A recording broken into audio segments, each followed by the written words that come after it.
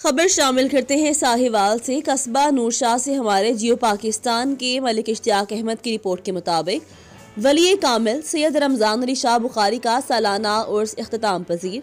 तफसीलात के मुताबिक वली कामिल सैयद मोहम्मद रमज़ान अली शाह बुखारी नक्शबंदी मुजद्ददी हिसारवी का सालाना उर्स मुबारक इख्तिताम पजीर। कोरोना के पेश नज़र उर्स की तकरीबात को साल मुख्तसर रखा गया। गद्दी नशीन सैयद हाजी शाह साजिद ने मीडिया से गुफ्तगू करते हुए बताया कि कोरोना के पेश नज़र उर्स की तकरीबात को मुख्तसर रखा गया है।